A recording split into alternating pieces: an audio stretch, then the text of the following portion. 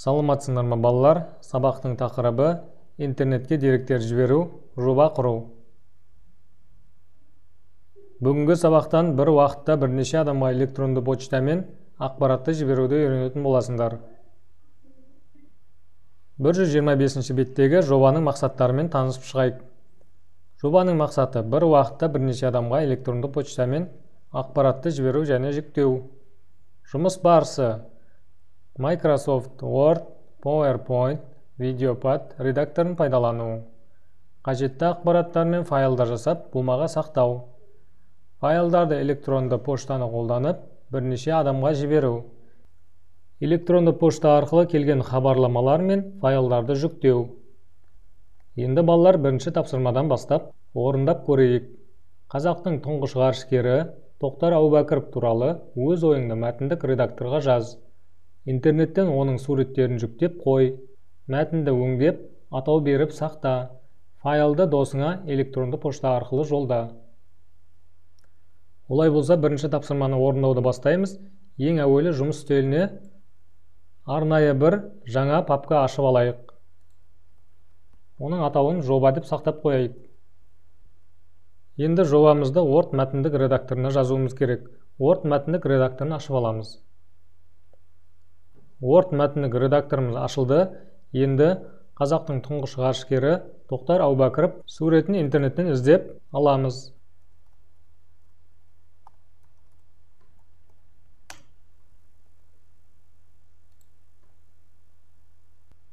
Мінекей бірнеше суреттер шықты.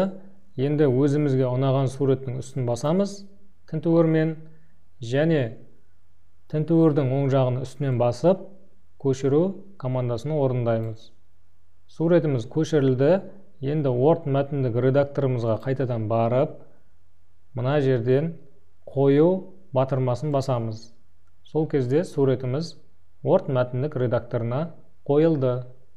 Енді балалар осы суреттің астына Тоқтар Әубәкіров туралы өз ойымызды жазамыз.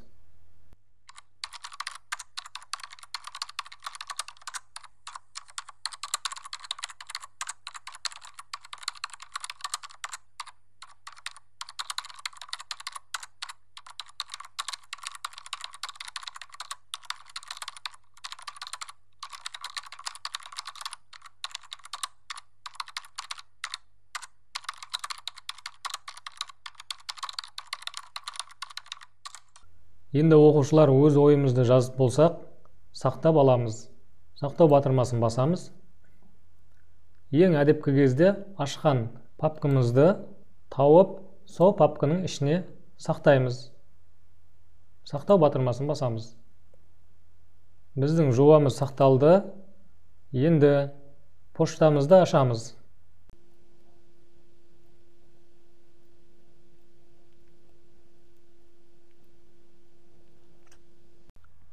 Мінекей поштамыз ашылды. Енді написать письмо батырмасын басамыз. Енді мына жерге жіберетін досымыздың электронды почта адресін жазамыз.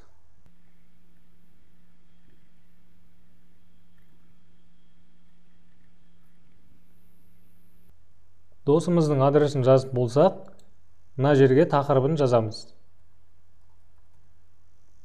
Енді мына жерден хатты қосу батырмасын басып, жұмыс үстелінде сақталған папкамызды ашамыз және жіберетін файлымызды белгілейміз және открыть батырмасын басамыз. Мінекей балалар барлығы дайын болды. Енді жіберу батырмасын басамыз. Мінекей біздің хатымыз жөнелтілді. Келесі екінші тапсырманы орындаймыз. Екінші қазақ ғарышкері Талғат Мұсабаев туралы 3-4 беттен тұратын презентация жаса. Презентацияны суреттермен толықтырып безендір. Презентацияға фон, анимация жасап, бумаға сақта. Файлды электронды почта арқылы 2 немесе 3 сыныптасыңа жолда. Алдымен PowerPoint бағдарламасын ашып аламыз. Және интернет браузерді ашып, Талғат Мұсабаев туралы мәліметтер қараймыз.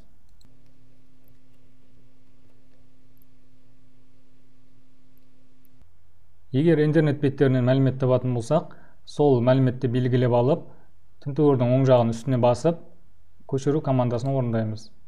Және презентациямызға қоямыз. Дәл осылай жалғастыра береміз.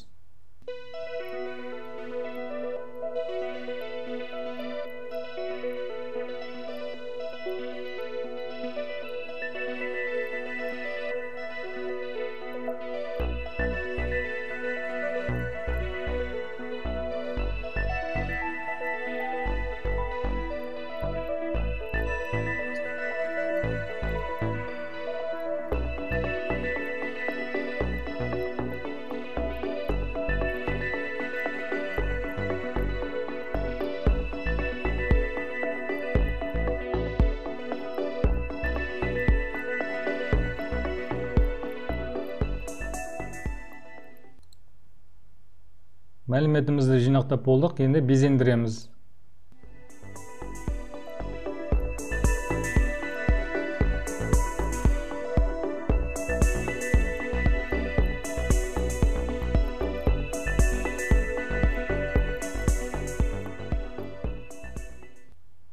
Мінекей біздің презентациямыз дайын болды, енді сақтаймыз.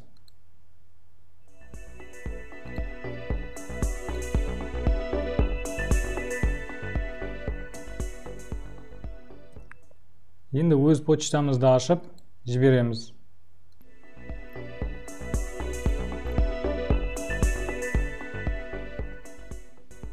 Почтамыз ашылды, енді написать письмо батырмасын басамыз. Енді прикрепить файл батырмасын басып, жаңағы жасаған презентациямызды тауып, открыть батырмасын басамыз. Енді мына жерден өз сыныптастарымыздың электронды почта адресін жазамыз. Егер дайын болса, дәл осы жерден белгілеп алуға болады. Мінекей 3 сыныптасымыздың электронды почта адресін жаздық. Енді отправить батырмасын басып жібереміз. Мінекей оқушылар, дәл осылай практикалық жұмыс жасап көріңдер.